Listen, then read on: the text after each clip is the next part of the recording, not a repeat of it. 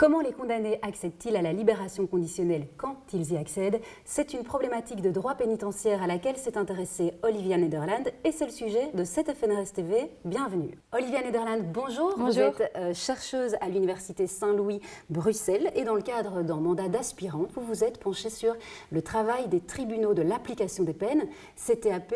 Que font-ils? En Belgique, quand on est condamné à une peine de prison, on purge une partie de sa peine en prison et c'est possible qu'on purge une autre partie de sa peine en dehors de la prison en étant accompagné et en respectant toute une série de conditions.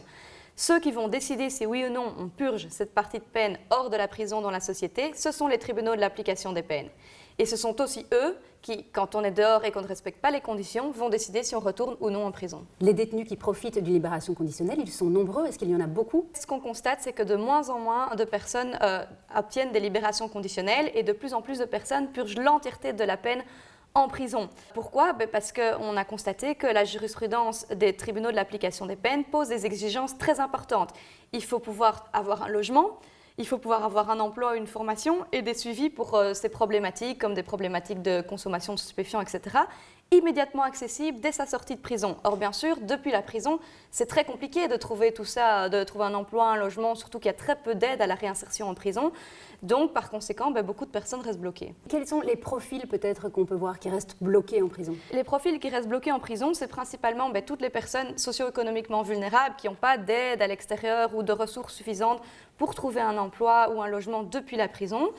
Et le second profil qu'on voit beaucoup qui reste en prison, ce sont les personnes qui représentent un risque de récidive élevé, que les tribunaux trouvent trop dangereux pour libérer et prendre la responsabilité de la libération. Ça paraît relativement normal finalement que des détenus dangereux ne soient pas remis en liberté. Est-ce qu'il n'y a pas une espèce d'incompatibilité entre ces deux réalités, la sécurité des personnes et la remise en liberté des détenus? C'est vrai qu'on entend souvent ça alors qu'il faudrait en fait penser autrement. Laisser les personnes purger l'entièreté de leur peine en prison, ça signifie qu'ils sortiront sans aucun accompagnement, sans aucun contrôle et finalement ça ne protège pas la société. La société serait mieux protégée si ces personnes bénéficiaient également d'un accompagnement et d'un contrôle à la sortie. Et je pense que ce qui est important, c'est de ne pas penser réinsertion au risque de récidive en opposition.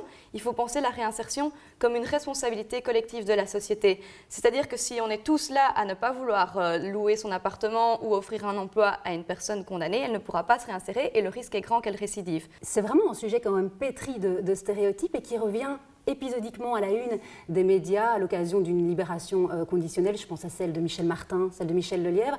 Est-ce que vous pensez que le public manque d'informations, qu'il y a des préjugés à déconstruire? Oui, la prison est omniprésente dans les médias, dans les séries, etc.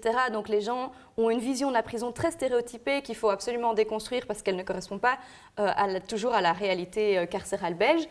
Mais aussi, c'est une matière qui est portée dans les médias uniquement quand il y a des catastrophes, des problèmes ou des dossiers finalement qui ne représentent pas la majorité des dossiers. Donc il y a clairement un travail d'information à faire et c'est aussi une responsabilité de chercheur de faire des cartes blanches, de prendre la parole dans la presse, parce que les acteurs de terrain n'ont pas toujours l'occasion de le faire, donc il faut faire remonter ça. Et justement, avant d'être chercheuse FNRS, vous avez été avocate pénaliste attachée durant 3 ans au barreau de Nivelles puis de Bruxelles, et donc il y a une réelle expérience au cœur du système judiciaire. J'imagine que ça impacte votre pratique de chercheuse? Certainement, en fait, c'est parce que j'étais avocate et que je plaidais régulièrement devant les tribunaux de l'application des peines et que je me posais plein de questions sur les dysfonctionnements du système que j'ai voulu prendre le temps de prendre la hauteur et faire cette recherche.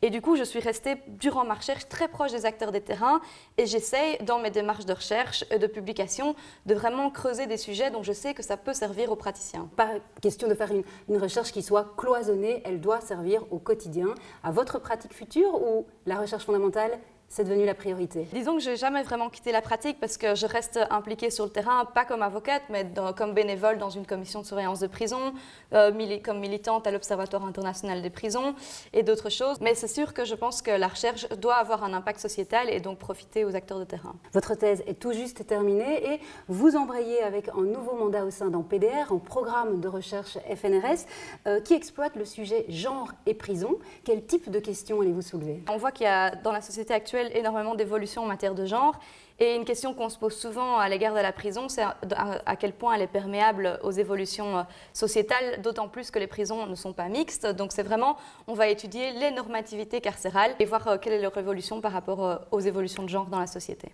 Un beau programme. Merci Olivia pour cet échange. Merci à tous de nous avoir suivis. Et puis on se retrouve sur nos réseaux sociaux, Facebook et Twitter, et sur notre site internet fnrs.be. À bientôt.